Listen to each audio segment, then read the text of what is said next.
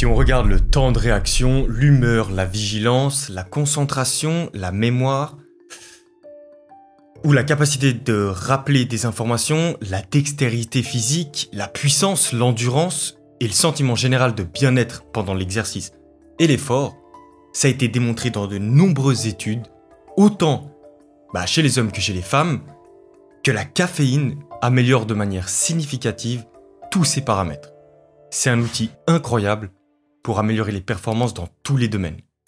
Mais ce qui n'est pas évident dans la phrase que je viens de formuler, et ce qui n'est pas évident de comprendre, c'est que la manière dont la caféine est consommée, elle est super importante. Chaque jour, quasiment au même moment, des millions d'adultes consomment de la caféine. Elle est connue pour avoir un effet neuroprotecteur parce qu'elle augmente les neuromodulateurs comme la dopamine, mais aussi l'adrénaline, la noradrénaline et l'épinéphrine. Et pour faire simple, ces molécules augmentent les niveaux de vigilance et de motivation. C'est pour ça que par exemple que plusieurs études ont montré une relation inversement proportionnelle entre la consommation régulière de caféine et des niveaux de dépression plus bas. Comme je vous l'ai dit, la caféine est un outil très puissant et utile pour améliorer la santé mentale, la santé physique et les performances. Mais pour ça, il faut absolument tenir compte de certains paramètres, en particulier la dose et le timing.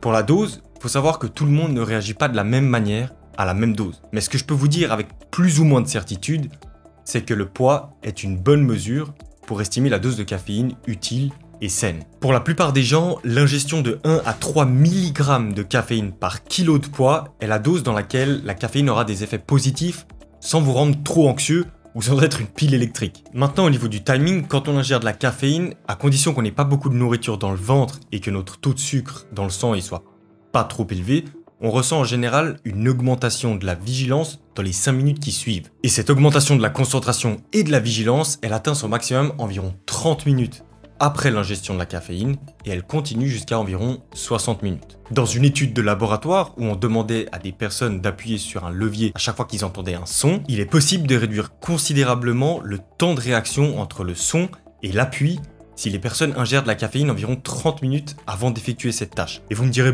appuyer sur un levier c'est facile.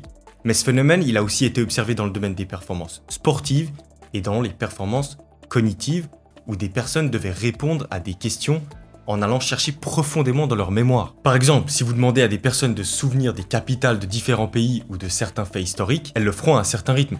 Mais si elles ont ingéré de la caféine dans les 30 minutes qui précèdent, leur capacité à se souvenir de ces informations, elle est bien meilleure, bien plus rapide, et la précision des réponses est toujours aussi bonne. En fait, très souvent même, la précision elle est améliorée. Et c'est possible parce que la caféine agit sur les systèmes de temps de réaction du cerveau et du corps. Mais elle stimule aussi certains neurotransmetteurs qui abaissent le seuil d'activation des circuits neuronaux du cerveau associés à l'apprentissage et à la mémoire. Ça veut dire que si votre seuil est plus bas, vous pouvez accéder plus rapidement aux circuits du cerveau impliqués dans l'apprentissage et la mémoire. C'est tout.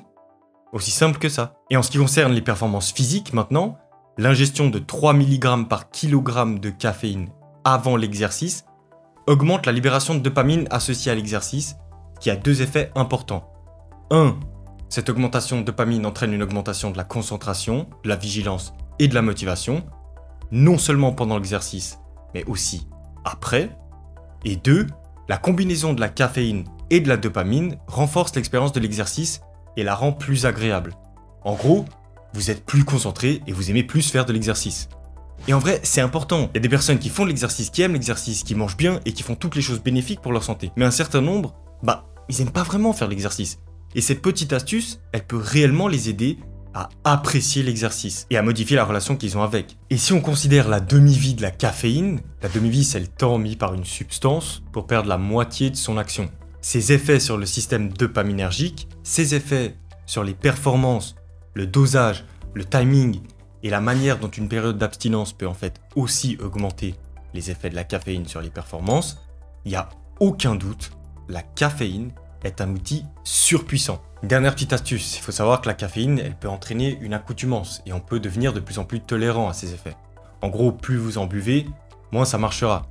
Mais si vous voulez éviter ça, vous pouvez le faire en prenant de la caféine seulement 1 jour sur 2. Non seulement ça évitera ce problème, mais en plus, ça maximisera la plupart des effets positifs de la caféine, sans vous soumettre au genre de problèmes qui peuvent arriver si vous arrêtez de prendre cette caféine tout d'un coup pendant 3 jours, 5 jours, voire 10 jours. Vous voyez de quoi je parle, les tremblements, la transpiration, j'ai besoin de prendre un café maintenant, il faut absolument que je prenne mon café sinon ça marche pas. Enfin bref, c'est tout pour moi, je vous dis à la semaine prochaine, portez-vous bien, ciao.